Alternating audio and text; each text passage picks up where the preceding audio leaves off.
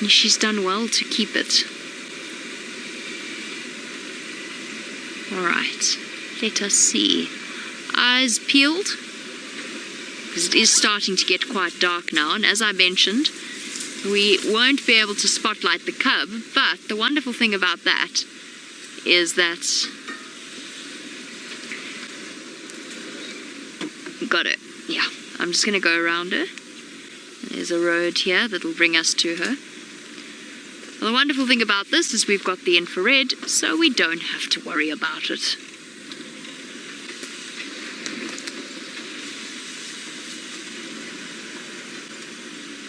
Let's see. Here we go. Hello, girlie. Let's just stop here for now. We'll go and get a better view once the other vehicle has moved out. But for now, there we go. The dangling legs and feet of Thandi, who looks thoroughly uncomfortable. That looks like the most uncomfortable branch in the entire world. And I mean, we've seen some leopards in some uncomfortable positions before. This is something special. Hey girl. There you go. Looking very happy and very full. So this is, I've mentioned that this is my favorite leopard, and it's difficult. I mean, I'm saying it quite loosely because we love all of our leopards. But I will never ever forget the moment that we saw her saving her cubs from those baboons. And that, I think, was the moment that really truly cemented her in my heart. So just for those of you that perhaps didn't see that particular sighting, it was quite spectacular. Thandi came, all of a sudden she was sleeping in a tree with, she was sleeping on the ground. She'd killed 3 adult impala, and we weren't even sure if her tiny, tiny cubs were with her at that stage. And all of a sudden she got up and raced off into the vegetation around her. And we saw these baboons come racing out. And everything was so panicked. There was only when we went through the footage afterwards, Viam and myself, and we actually watched what had happened. And we saw how close the big male baboon came to grabbing one of her cubs that was only about 2 months old at the time. And it was literally reaching its hands out to grab it. And the little cub managed to duck around and away from the reach of the baboon, and then Thandi stepped in, and she was running in front of the baboon, leading them away slowly, slowly, definitely not running full pace, in order to move them away from her little ones and distract them. And she did. She saved both of those young cubs. Unfortunately, Thamba's sibling did not get lucky a couple of weeks later and was caught by one of the Styx lionesses. Which happens. That is one of those things. It's tragic, but it is what predators do in order to remove competition. But Thamba is still alive and well. And we'll go and have a look at him in a little bit. So I'm spotlighting Thandi, obviously because Thamba's actually quite far away from where she is, and it's still not fully dark. But we'll be switching to infrared a little bit later.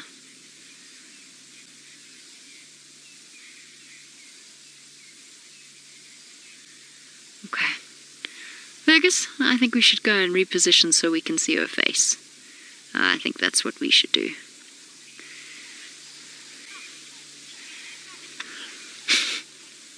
Tim, you raise a very valid point. Tim would like to know how on earth Thandi managed to get herself into that position. Your guess is as good as mine. She must have reversed onto that branch, because there's no way she could have gone forwards. So she must have reversed on. Don't ask me. Leopards are like house cats. They do find themselves in really strange places sometimes.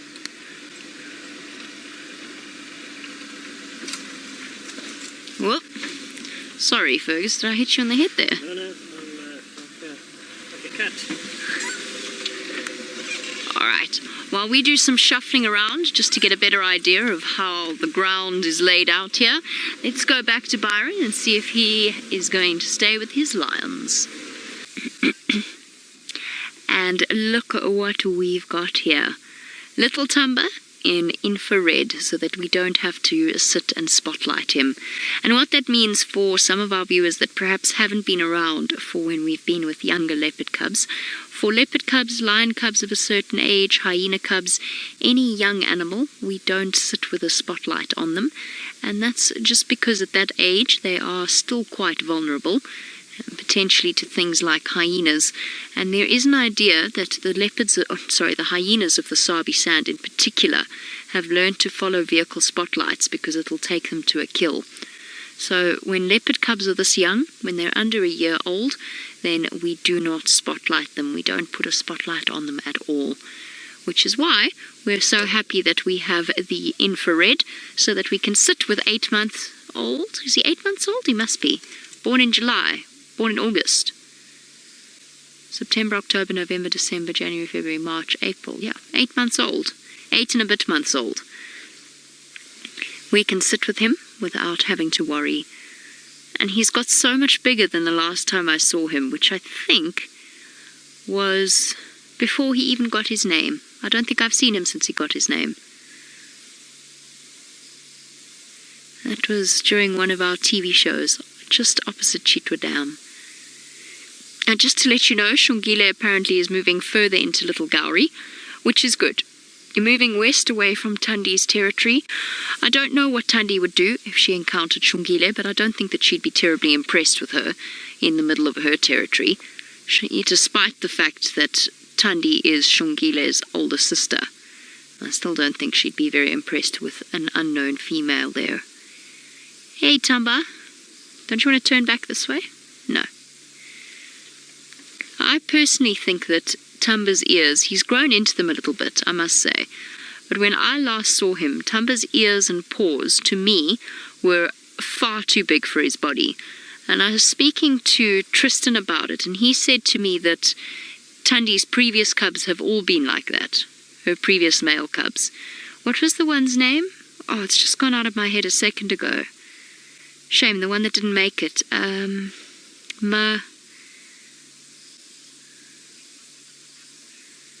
Wabayisa? Was it Wabayisa? How did I make that up? Flop goes Thamba in response to my conversation.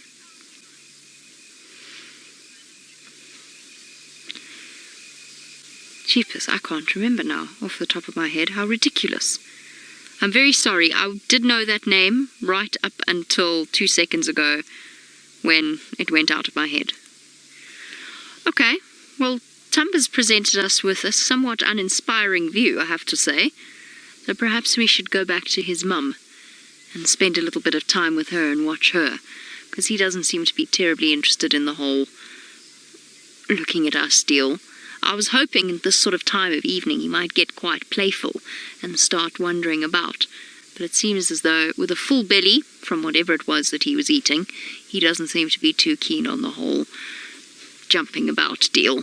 So let's go back around to where Thandi was. Perhaps we'll get a better view of her, and perhaps we can figure out how she got into that tree, into that position. And while we do that, Thamba's asleep, the lions are asleep. Let's go back and look at sleeping lions while I move. Was dangling from tree, but of course, as we said that, she moved. But that's okay, because we get to watch her come down from her somewhat precarious position in the Pultiforum that she was in, also known as a weeping wattle. And I was right about Wabayisa. I just had a moment of confusion. And of course, Bahuti being her surviving male cub as well. But it was Wabayisa that Tristan said to me was the one with the massive ears. Now here comes Thandi on her way down, hopefully on her way to fetch young Thamba. Where are you going, big girl? I love watching these sights in complete darkness with the infrared. It's such an eerie feeling. All I can see of her is a silhouette, just a flick of her tail every now and again against the sunlight. And yet I can see her perfectly on my monitor through the eyes of the camera. It does make for some truly special sightings. Now, as most of you know, Thandi's an interesting leopard.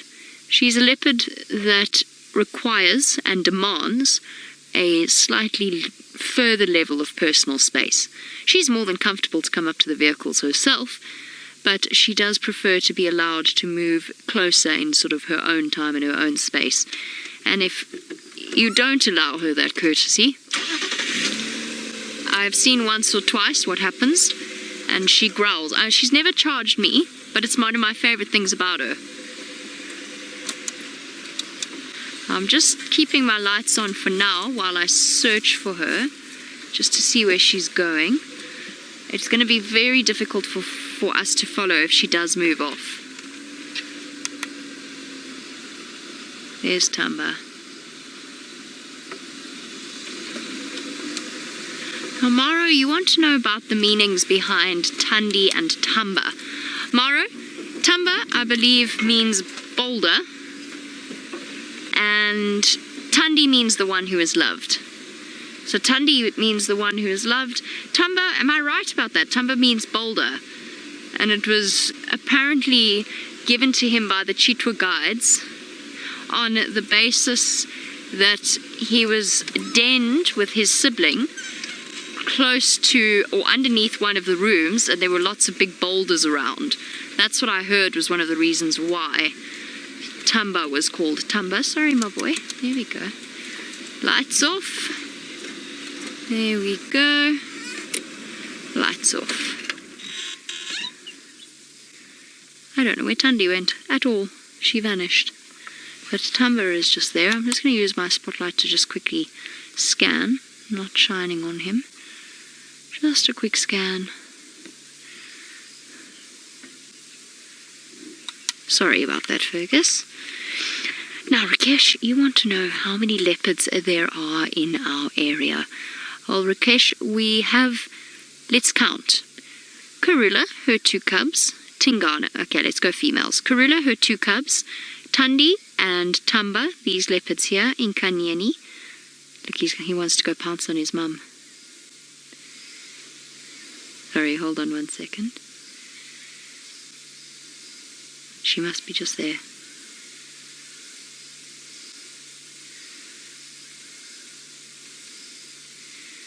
Here she is. Hi, girl. Such an amazing feeling. There we go. Portrait of mother and son.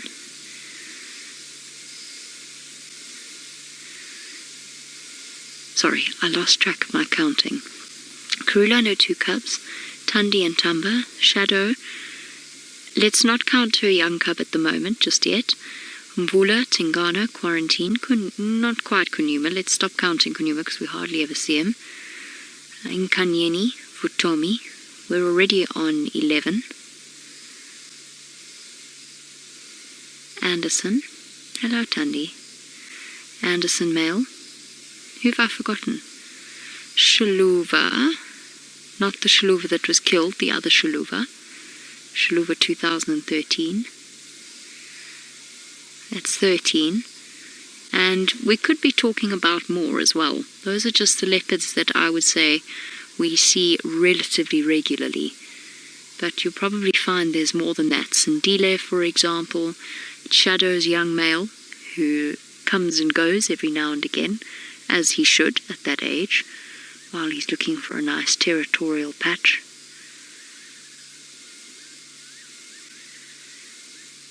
She's giving him such a good bath.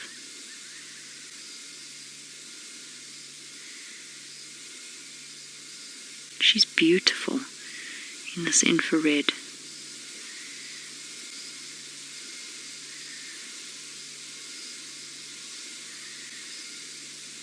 I'm just going to keep my voice down nice and quiet, because bear in mind I can't see her at all.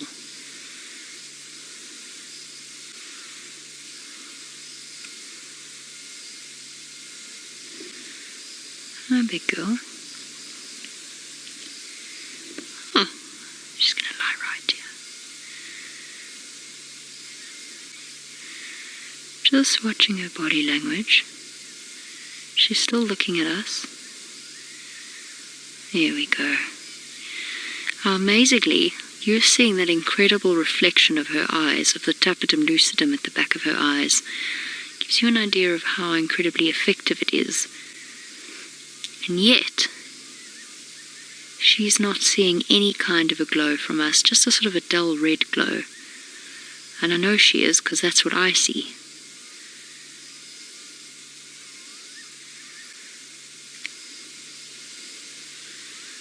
Amazing.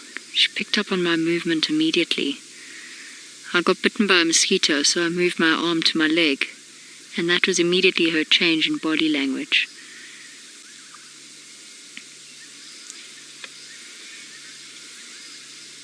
Here we go. Giving herself a thorough cleaning. That actually helps tremendously. Thank you, Fergus. I can now see her with my bare eyes. Just. Did you get a mouthful of fur, girl? How amazing is it that we can sit in complete blackness and look at these incredible cats? I'm speaking very softly because she's come to sit right close to us. And as I said, Thandi is known for making her displeasure known. And she's never done it to me, but I'd prefer to keep it that way. It's very hard to gauge distance because I don't really want to turn too much without a door. I feel like the movement might startle her. There we go. That's her. Keeping an eye on us. Yeah, you see the movement did startle her a little bit. So the camera will just have to stay on her. Not too bad. She's back to washing almost immediately. I think she's used to vehicles sitting with the spotlight on or with their lights on. The sudden darkness must be odd to her, to have humans sitting without lights on.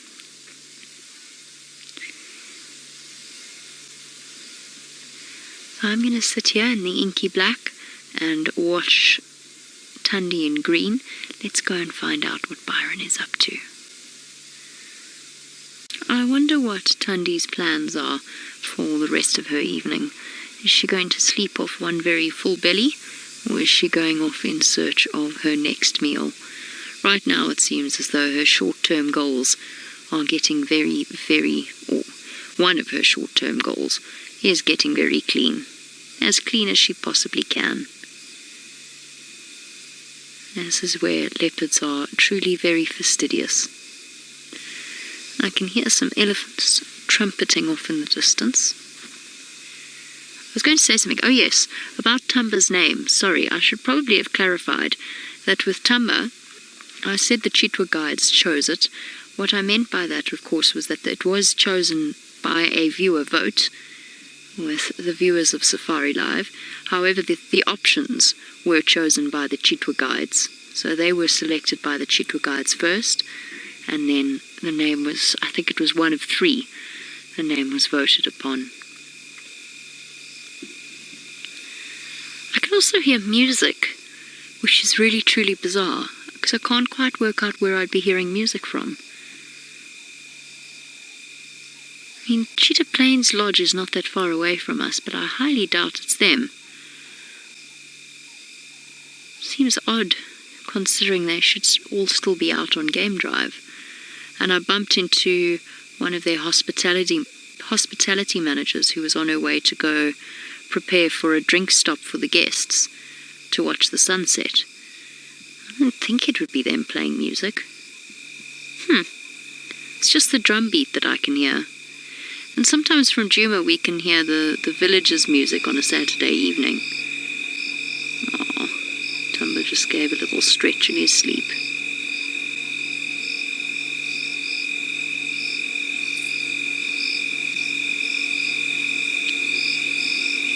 What do you have planned, girl? You're gonna go back over and bother your son for a bit. Give him another bath. Another bath. He's a young boy. One bath is enough to keep him quite happy. I love watching the affection between mothers and cubs.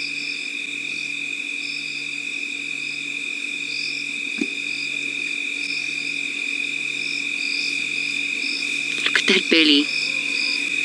At least we know that whatever they ate, Thamba got plenty of it, and so did Thandi.